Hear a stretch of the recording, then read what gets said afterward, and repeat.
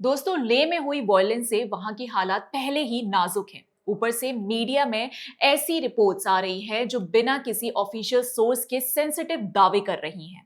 क्या ये जर्नलिज्म है या वायलेंस भड़काने का तरीका? अब देखिए ना, इंडियन एक्सप्रेस की ये रिपोर्ट आई है जिसका टाइटल है of four who died in Leh, three in early 20s। They had multiple bullet wounds on torso and head. मतलब कि ले में जिन 4 लोगों की मौत हुई उनको धड़ से लेकर सिर तक मल्टीपल गोलियां लगी थी। पर इसका सोर्स क्या है? हमने पूरी रिपोर्ट पढ़ी पर इसका कोई ऑफिशियल सोर्स नहीं मिला। ले वायलेंस में 4 लोगों की मौत हुई थी, ये तो सच है।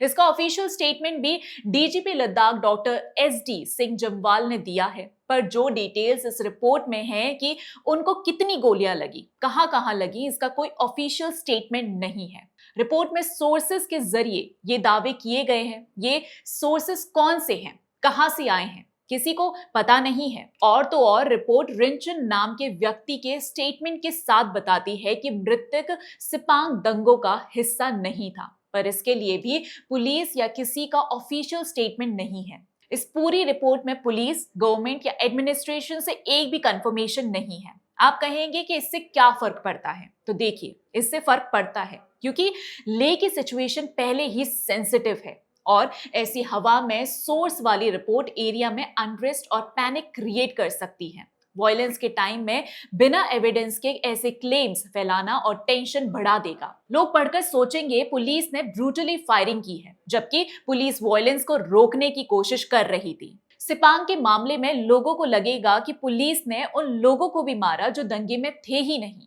क्या इससे दंगे और नहीं भड़क जाएंगे? ऐसी रिपोर्टिंग के पीछे शायद मकसद भी यही होता है। आप टाइटल से ही समझ गए होंगे कि कैसे ये पुलिस और एडमिनिस्ट्रेशन के खिलाफ माहौल बनाने की कोशिश है। दोस्तों, आपको तो पता ही होगा, ले में 24 सितंबर 2025 को लद्दाख के स्टेटहुड और 6th शेड्यूल की डिमांड पर प्रोटेस्ट वायलेंट हो गए थे।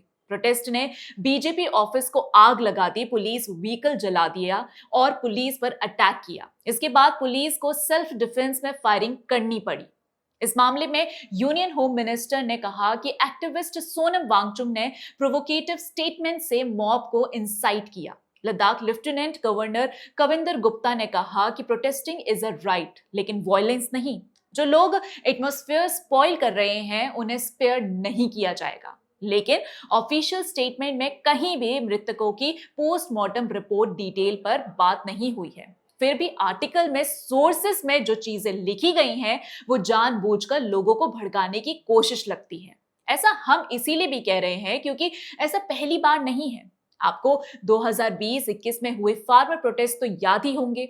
वही किसान आंदोलन जब राजधानी दिल्ली की सड़कों को जाम करके रेड फोर्ट पर उत्पात मचाया गया था। तब भी मीडिया ने पुलिस को विलेनाइज करके दिखाया था और इसमें सबसे आगे थे आपके और हमारे प्यारे प्रोपेगेंडा जर्नलिस्ट राजदीप सरदेसाई। राजदीप सरदेसाई ने इस दौरान एक फेक न्यूज शेयर की थी जिसमें एक आंदोलन जीवी की मौत हो गई थी। राजदीप सरदेसाई ने उस समय ट्वीट किया था जिसमें उन्होंने कहा था कि दिल्ली के आईटीओ पर 45 साल के नवनीत की पुलिस फायरिंग में मौत हो गई। साथ में लिखा, किसानों ने उनको कहा कि उसका बलिदान व्यर्थ नहीं जाएगा।